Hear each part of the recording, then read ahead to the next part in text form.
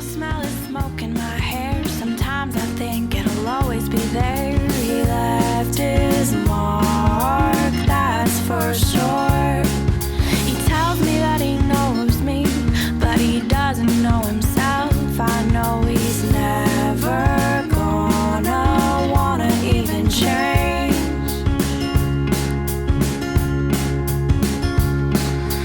Ooh, stop pushing me away. Ooh, the light has changed.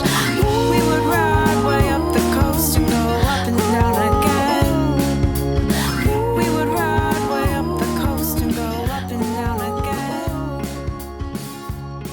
Hey everybody, it's me again, Boo, and I'm back with another kind of skanky, kind of naughty fragrance. And with a name like Mink, what else could it be? This is Byredo, and this is a very polarizing kind of a perfume.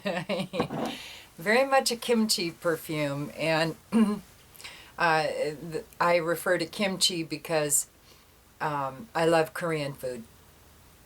And kimchi is a very spicy pickled cabbage, or it can be radish or cucumber. I mean, it can be a lot of different things. But my favorite is usually the cabbage or the radish, and because it's the hottest. And kimchi is it's an acquired taste a lot of times. I happen to fall in love with it immediately. But a lot of people do not like it. It's like pickled ginger. I love it. And a lot of people do not like it. But I love it. And so I always consider them a kimchi fragrance, just meaning they're very polarizing. You either love it or you hate it. Usually there's no in between. And Mink is definitely in that category.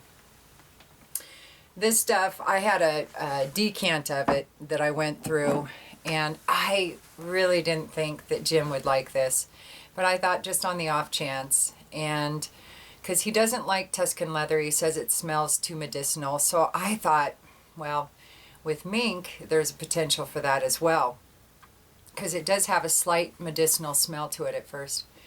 But he was like, ooh, I like that one. I was like, oh, here we go again. Bye now, bye now, bye now.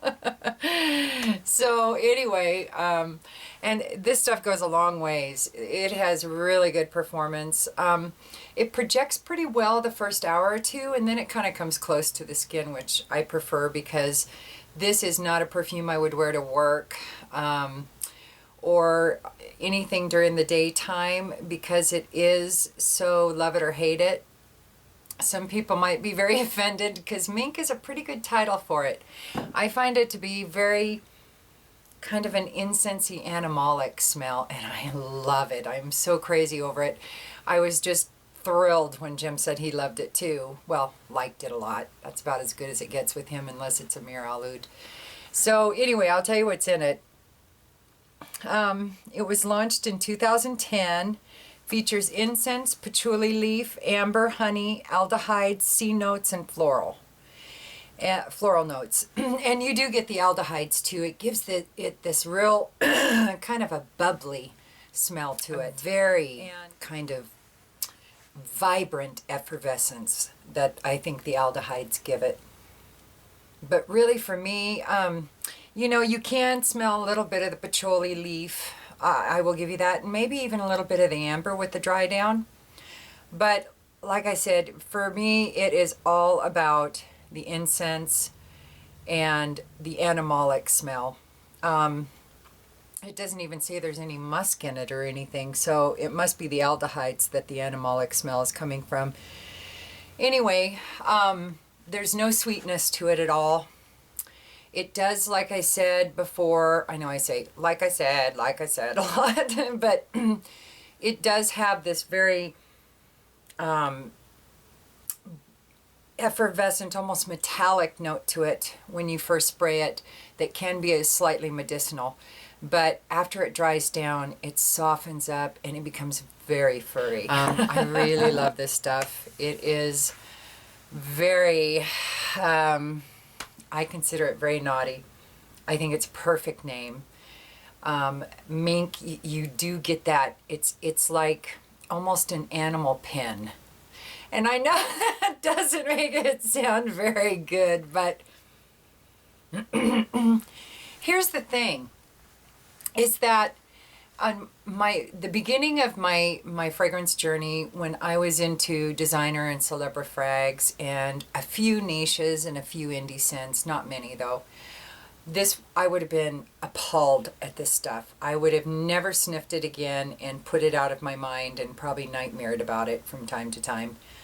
But once you've been doing this, and I'm curious if it's that way with a lot of you frag heads out there, that once you've been doing it for so many years, you start looking for the really strange and unusual kind of fragrances, and they start becoming very appealing, even though they're perfumes that other folks, your mainstream kind of folks, would not like whatsoever, and you probably wouldn't have liked it years ago. But I find that now my nose really, and my brain really seeks out the very unique, especially those kimchi fragrances. Those ones are the ones I'm most interested in, because I feel like they're going to be the most different. They're going to be the ones that, you know, like, what is it, Musk Kubla Khan and Musk by Bruno Campora. And, oh, there's tons of them out there. Some of the ouds, you know, they are love them or hate them kind of a perfume. And usually the people that love them are people that have been sniffing a lot of perfumes for a lot of years and just kind of get tired of that same old that can come out, that same old, not that there's anything wrong with it, but the usual incense, amber kind of perfumes. I still am attracted to those, but every once in a while, it's really good to smell something that is just wrong. But that's what makes it so right. And for me, I bought the big bottle of Mink because that is what it is for me. It is something, a perfume that is so far on the wrong scale that I find it absolutely divine, and I love it. Now, most people say it's pretty heavy and long-lasting in the performance and the sillage, and I don't believe anybody says it smells similar to anything. Oh, how I lie. Somebody said Salvador Dali Pour Homme. I don't know. I've tried a few Salvador Dali fragrances, and I didn't care for them too much, so... But that was years ago, and that's a fun thing about perfume, is things that I wasn't attracted to years ago, I'm going to revisit, because I may love it now. I mean, I think that's what's so beautiful about perfume, is that if you are willing to evolve, perfume will evolve with you. Or maybe it's vice versa. Perfume evolves and you can evolve with it, whatever. But if you just let yourself flow down that fragrant river and not try to fight the flow, not try to grab onto all the twigs and everything to hold yourself steady in the stream, if you just go with it and really have a fragrant journey, you are going to get your nose on some beautiful, unique, very different kind of perfumes. Excuse me. And they are going to be exceptionally appealing to you. That's where I'm at now. So even though the whole journey has been fabulous, now it's exciting. Now it's fabulous and exciting because I am discovering perfumes that I never would have sniffed and enjoyed years ago, but now they are so appealing to me. So it's a whole nother world out there for me to explore, and I'm thrilled. So anyway, there I go again babbling. You know how I am. So anyway, I am going to be coming and doing a favorites of 2013 list. Now, this won't just be perfumes. Perfumes will be one section of it, but I'm also going to have lotions and potions and people, maybe even some music in there. All of my favorite things, you know, even just some you know, daily products that I use. It's going to be a hodgepodge of all kinds of different things that I discovered in 2013 that I adore. So that's going to be an upcoming review. I've got lots more coming down the pike, a lot more, you know, perfumes that you don't hear too much about, Middle Eastern, indie, yada yada.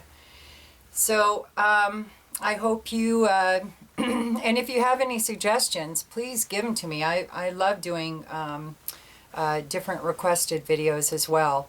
So just let me know what you want and I can do it. I'm even thinking of putting out a list of perfumes because I have so many perfumes that I will never be able to review them all. So I'm thinking about putting out a list out there and having you guys pick what you want me to review and which ones you're not really interested in. Some I'm just going to keep doing, like the indie scents and the Middle Eastern scents, because for one thing, the indie scents, I really want to support the smaller perfume houses. And the Middle Eastern ones, there's just too many out there that are too fabulous not to share with you guys. So, but other than that, I digress. So anyway, that was Mink by Byredo. You're going to love it or you're going to hate it. But either way, you won't forget it. So I hope you all have a good day. I'll talk to you soon. Okay,